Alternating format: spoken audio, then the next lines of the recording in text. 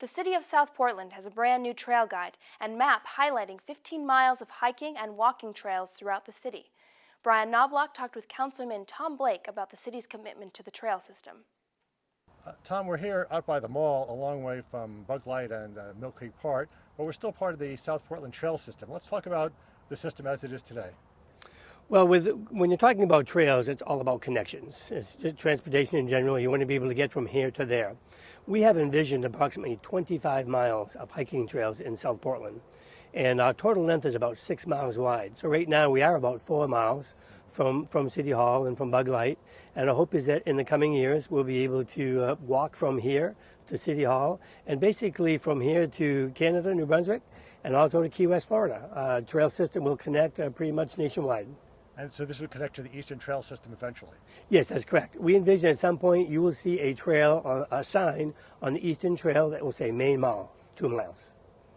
Now, what's in the guide? We have a brand new guide here that you've just put together. What's in the guide? Well, the guide has two different things in it. On one side is a master map of the city. It's what we call our vision map of all the trails in the community. And right now it identifies parking areas, all public areas of access and open space, and it also identifies 10 existing trails. And on the reverse side of the map is a written description of each trail. It talks about how to access the trail, where you can park for the trail. It talks about whether the trail is easy or moderate. We don't have any difficult trails in the community, but it does talk about a little bit about the trail, sites on the trail, history of the trail.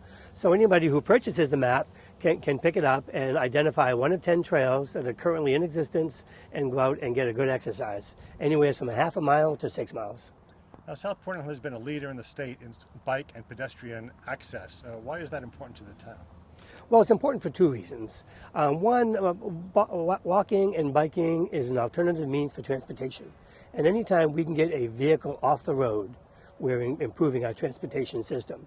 So it's not just recreational use. Sometimes it can get people from A to B, it can get them from their home to their place of employment. The second main reason is for recreation. Governor Baldacci initiated a program where get children outside. And we firmly believe that all of our community, regardless of age or fitness level, can enjoy what we have here in South Portland. We are a very dense community, and people think that we don't have outdoor recreational opportunities. We have some great trails in South Portland. I know at the council meetings, whenever a proposal for a new project comes up, the council members are always talking about bike access and pedestrian access. So there seems to be a good strength within the council and a good commitment to this. Yes, it's in our mission statement. It's also in our comprehensive plan. And it's in everybody's mentality that it's important for a community of South Portland that is so dense to continue to provide these alternative means of transportation and recreational opportunities. More importantly, because we are so dense, it's important that we work with the developers and property owners into assuring that this gets done. And for the most part, they are very cooperative and excited to work with us. Now, in these tough economic times lately, the past couple of years, you still have this commitment. Do you find that that's difficult to do from the city's perspective and from the developer's perspective?